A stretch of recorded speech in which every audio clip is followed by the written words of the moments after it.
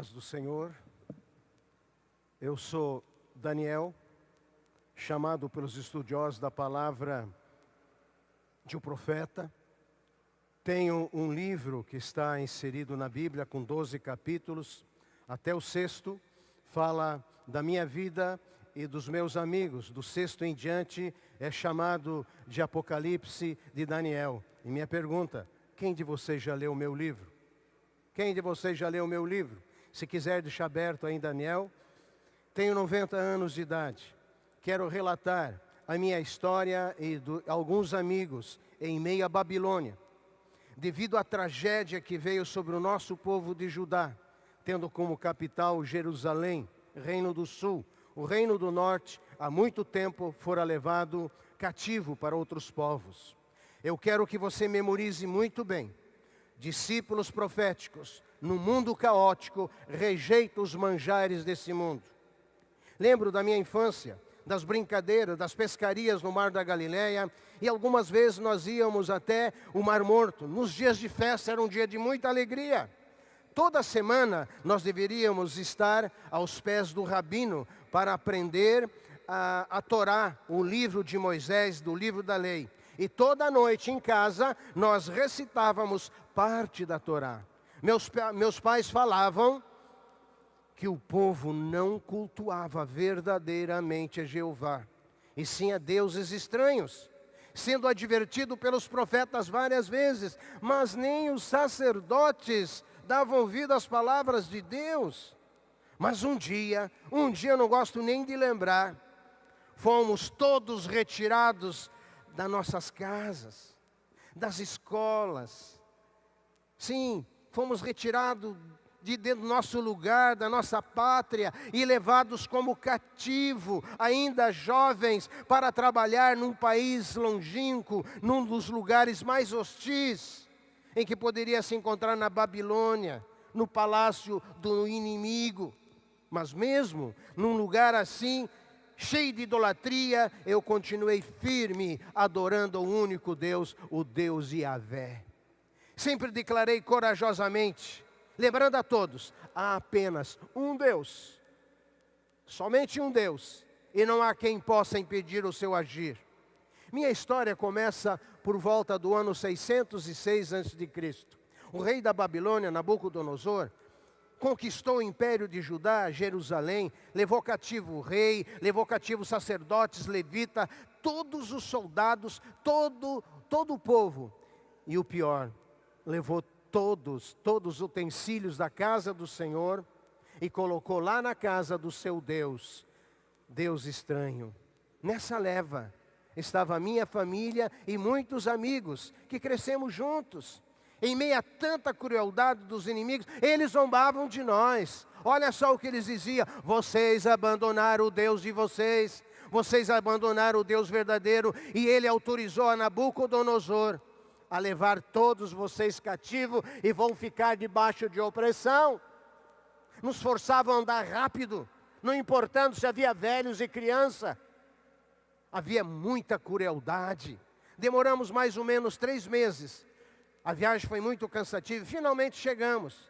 Muitos morreram pelo caminho, eram jogados, deixados de lado. Entramos naquela cidade muito bonita, mas cheio de idolatria, cheio de coisas estranhas. Ali na Babilônia, Nabucodonosor ordenou ao chefe principal que trouxessem para o palácio jovens bonitos, jovens fortes, instruídos, que fizesse parte da classe mais alta da população. Havia muitos jovens com todos esses perfis, mas o grupo escolhido estava eu, meus amigos Ananias, Misael e Azarias. Assim que chegamos ao palácio, o rei mandou mudar o nosso nome. Eu, Daniel, passei a ser chamado Beltsazar, Ananias de Sadraque, Misael de Mesaque e Azarias de Abednego. E foi-nos oferecido todos os manjares do mundo da Babilônia. Bebida, comida, eram servidas à mesa. Eram os manjares.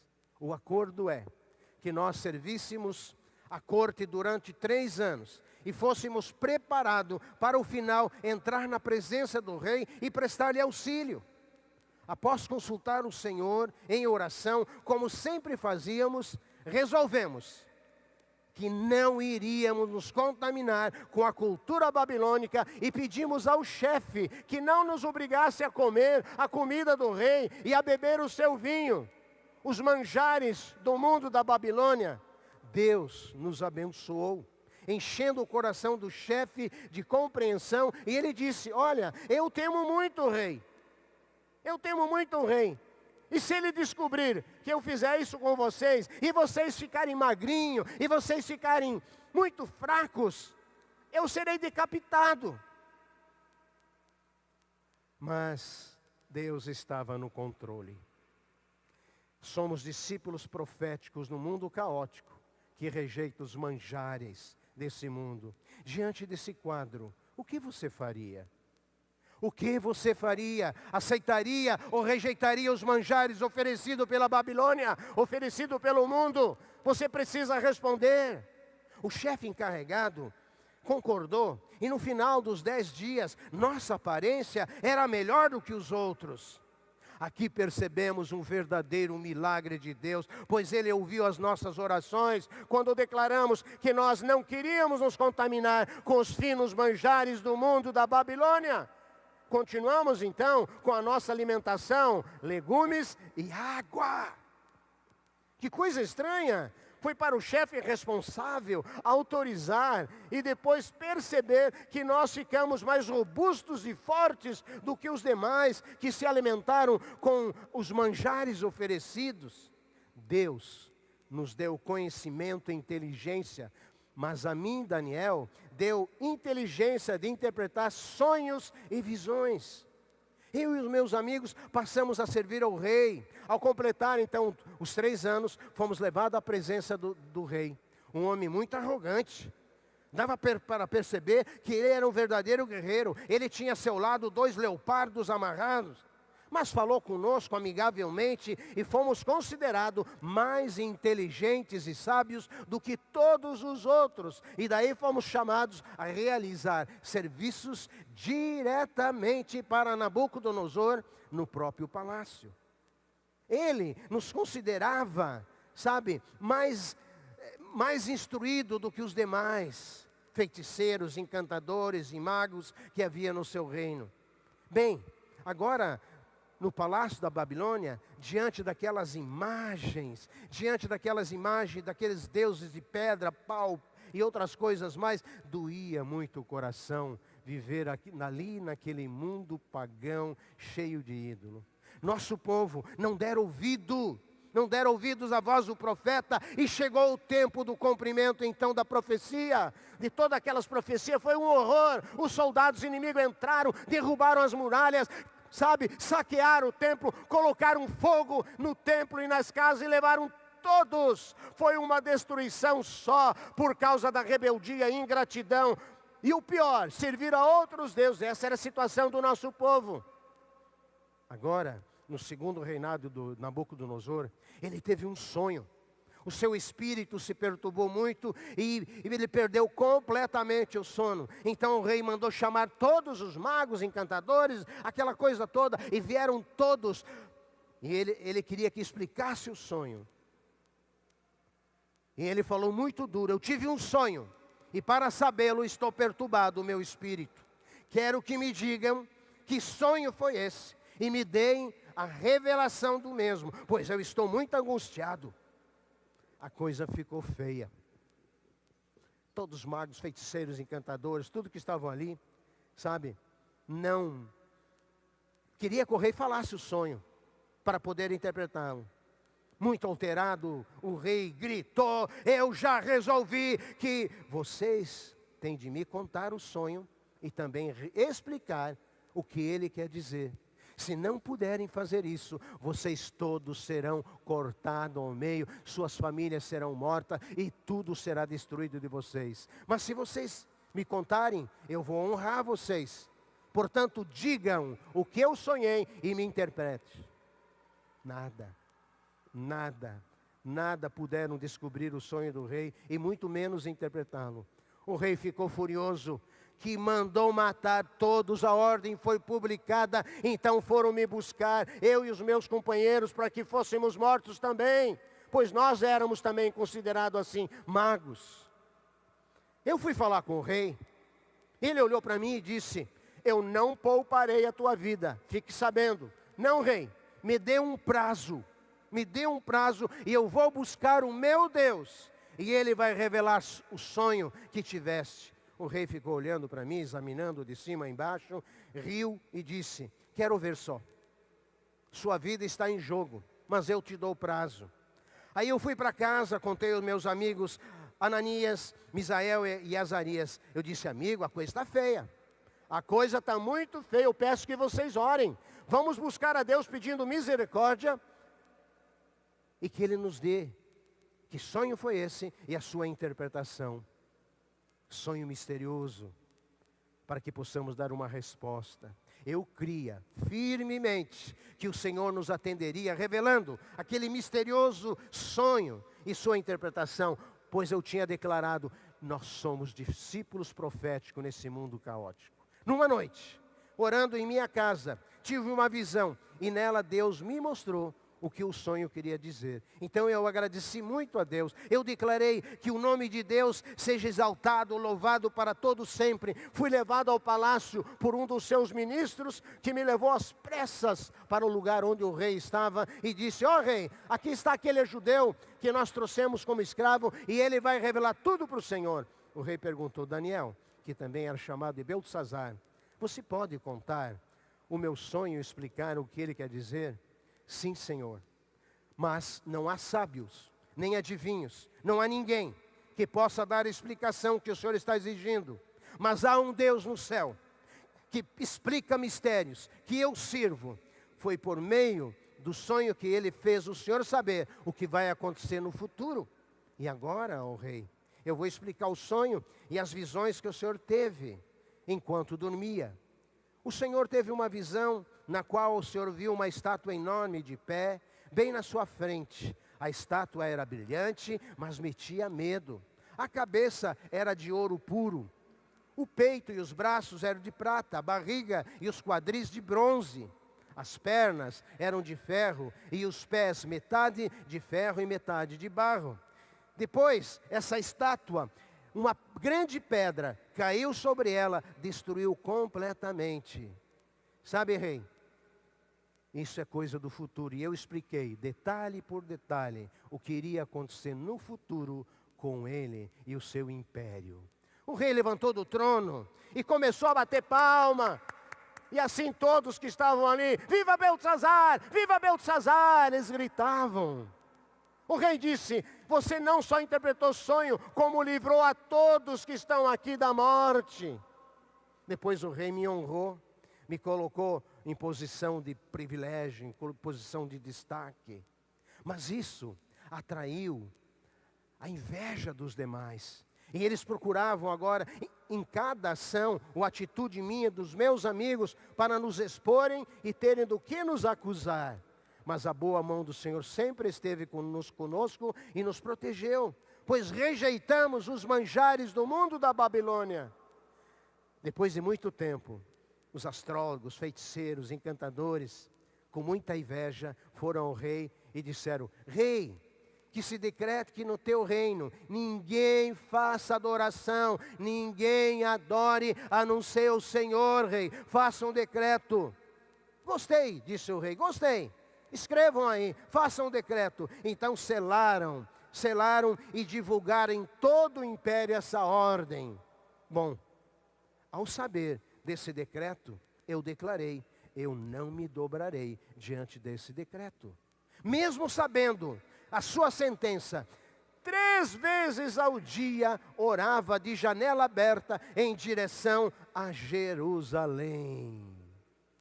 Quantas vezes você ora por dia?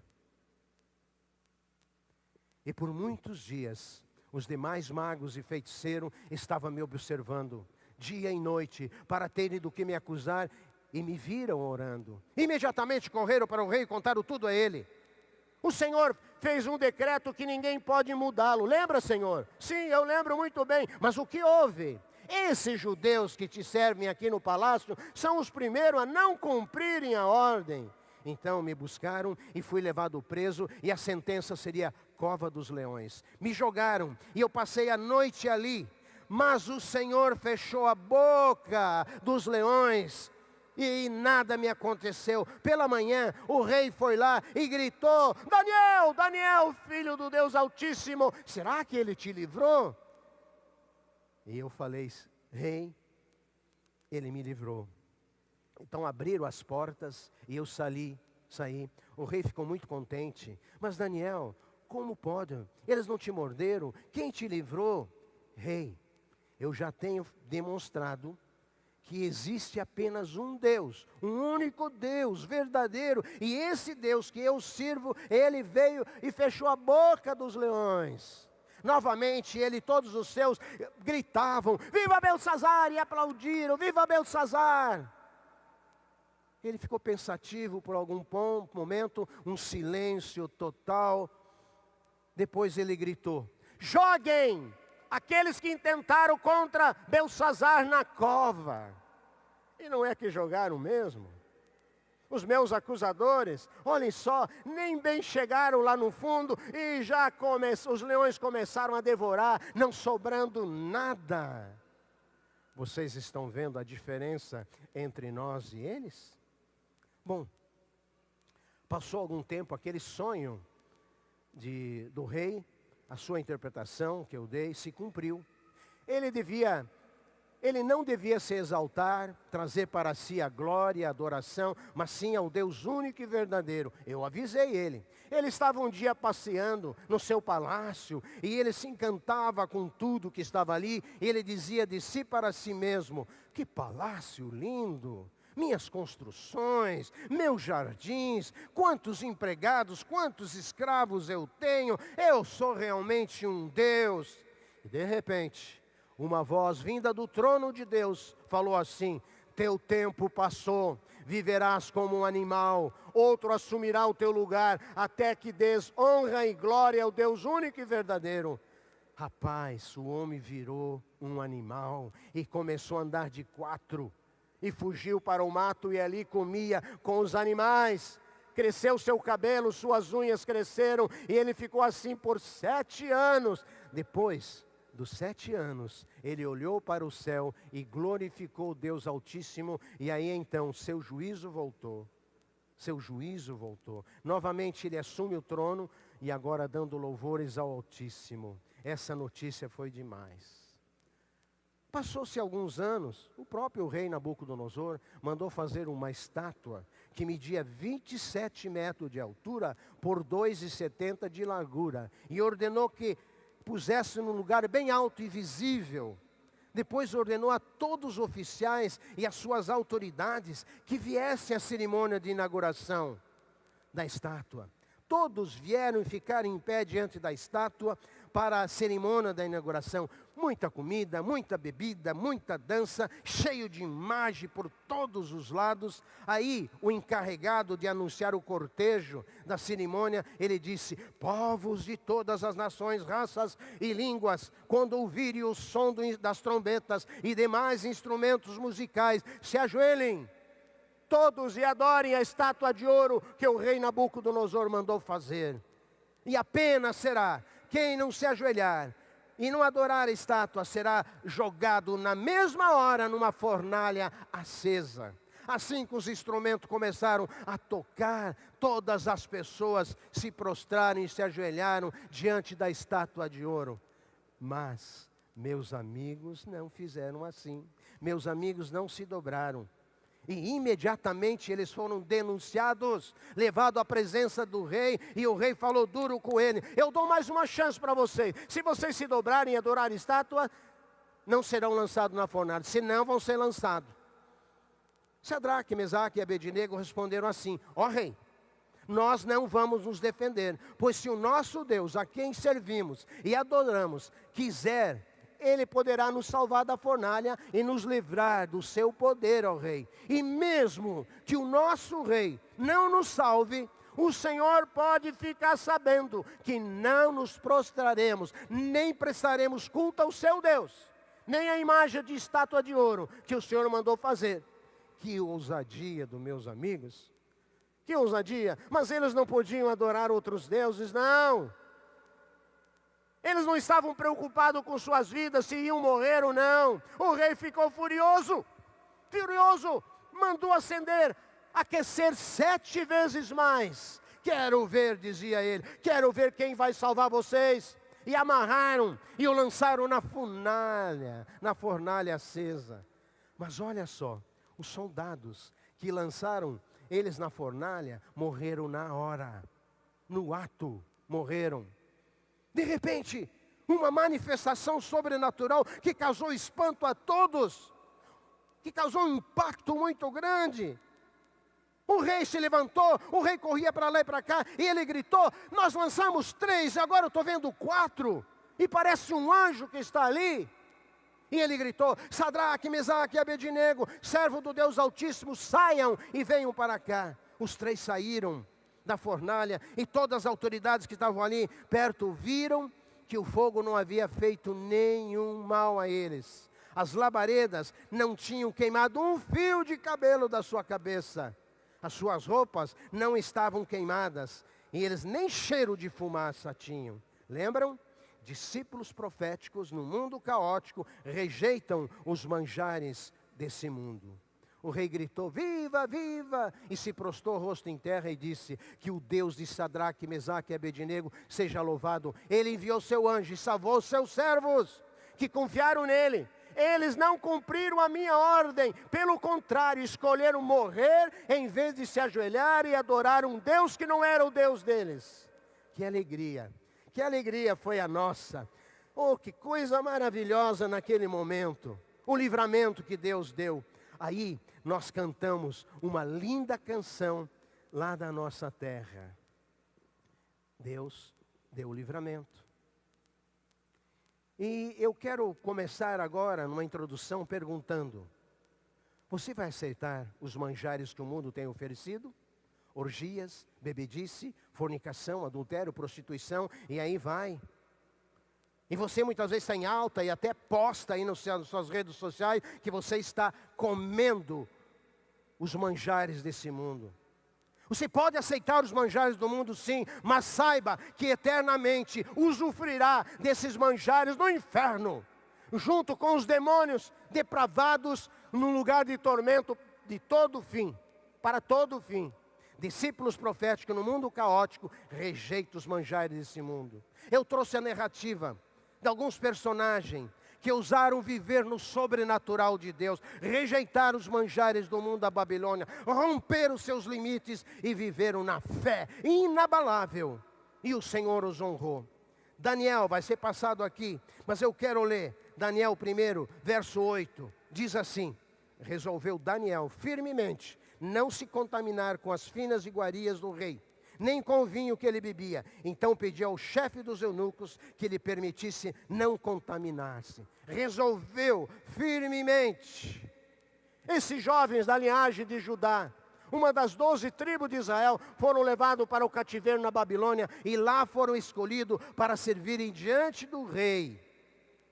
Portanto, tiveram que aprender tudo desse povo, a cultura, a política, a língua. Em decorrência disso, foi-lhe oferecido tudo do bom e do melhor, finos manjares da Babilônia.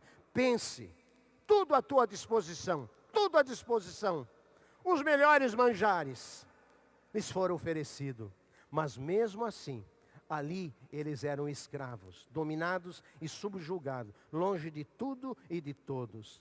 Nessa nova realidade, eles tomaram uma decisão de viver pela fé no Deus de Abraão, no Deus de Isaac, no Deus de Jacó, que também deve ser a decisão de todo crente, deve ser a tua decisão. Você que está aqui tem que tomar essa decisão, viver pela fé no Deus de Abraão, de Isaac e de Jacó.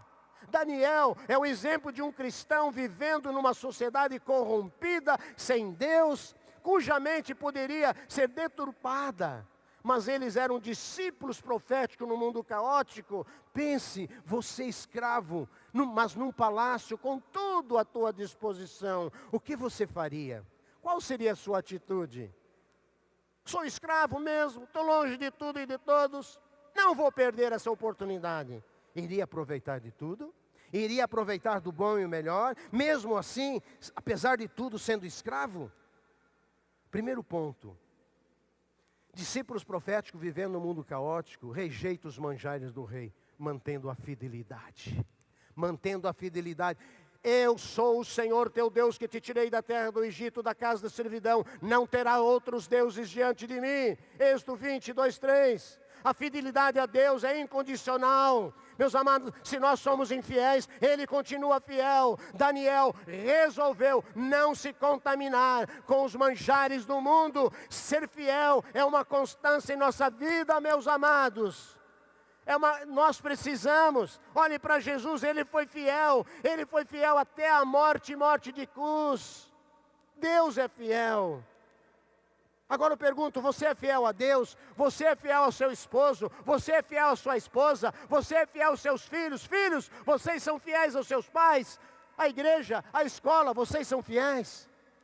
Amados, há muito tempo atrás, numa outra igreja, eu fui chamado à noite.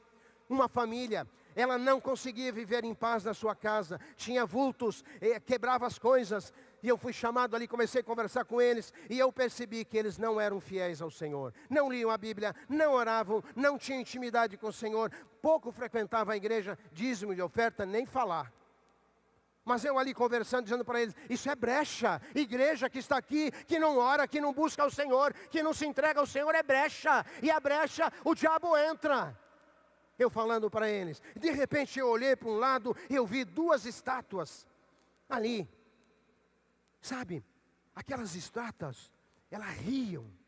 Você olhava para elas, elas pareciam que estavam rindo de você. E eu perguntei, de onde vocês conseguiram isso? Ah, isso aqui foi um parente que foi lá do outro lado do mundo, e ele trouxe para nós.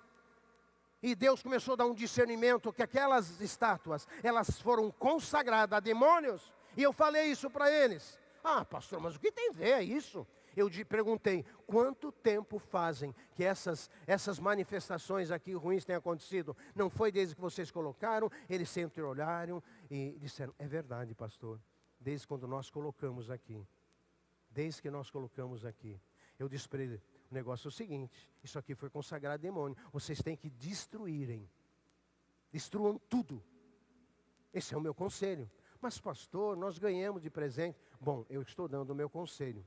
Aí eles ficaram um tempo parados e disseram assim, pastor, o senhor faz isso para nós? Eu falei, não, é vocês. Orei com eles e fui embora.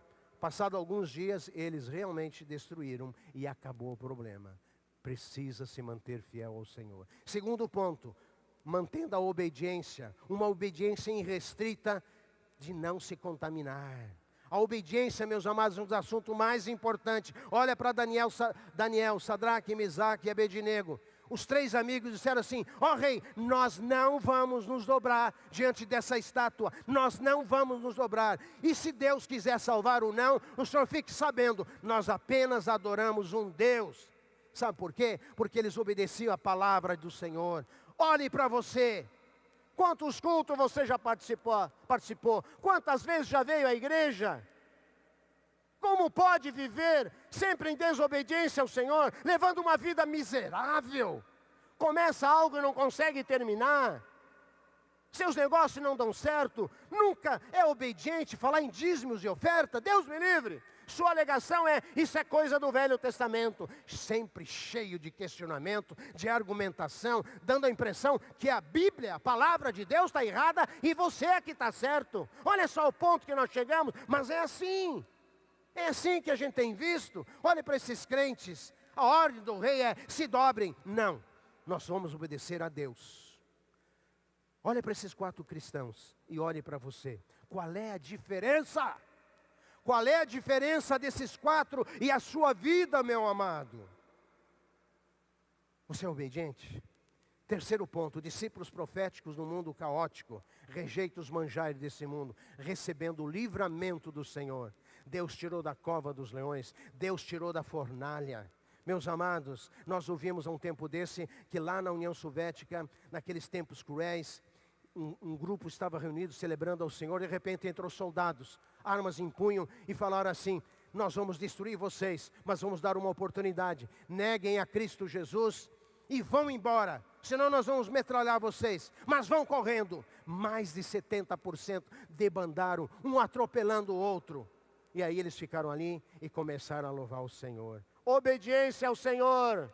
Meus amados, Daniel poderia colocar em prática o decreto, não orar, não buscar a Deus, mas 3 vezes ao dia ele orava. E a minha pergunta antes é: quantas vezes você ora por dia? Responda agora para o Espírito Santo que está pedindo para você. Ele foi lançado na cova dos leões, seus amigos na fornalha 7 vezes acesa mais, mas Deus os libertou. Essa é a lição para nós, meus amados. 4º ponto, último ponto, Deus honrou. Deus os colocou no trono. Deus colocou em cargos importantes. Olha só o que diz Deuteronômio 28. O Senhor te confirmará para si um povo santo. 28:13. E o Senhor te porá por cabeça e não por cauda, e só estará por cima e não por baixo, se obedeceres aos mandamentos do Senhor teu Deus, que hoje te ordeno para os guardar e o cumprir. Meus amados, é isso que Deus quer. Por que que muitas vezes nós queremos ser rabo? E o que é que sai no rabo do cavalo? Deus quer colocar você, meu amado, como cabeça. Deus honrou aqueles crentes que não adoraram deuses estranhos e foram obedientes, fiéis ao Senhor. Deus colocou aqueles homens, tirando dos lugares e colocou no trono. Deu cargos importantes. Ouse viver diferente dos padrões desse mundo. Ouse desafiar os ventos contrários e viver numa fé inabalável como esses crentes. Eles são colocados numa cadeira do rei, são colocados para dirigir uma nação que não era sua. Mas uma coisa importante quero dizer para vocês: o rei Nabucodonosor precisava deles. Varoa, jovens que estão aqui, o mundo precisa de você. Esse mundo está precisando de crentes, homens valentes, mulheres valentes, temente, obediente, fiéis ao Senhor. E essa igreja, será que ela pode dizer sim, eis-me aqui? Vamos dizer com muita convicção, eis-me aqui. Mais uma vez? Sim. Concluindo. Desculpe, meus amados, se eu vou ser tão contundente, mas parece que a igreja hoje está comendo os manjares oferecidos pelo mundo, por Satanás, que são avareza, luxúria, prostituição, lascívia, idolatria, feitiçaria.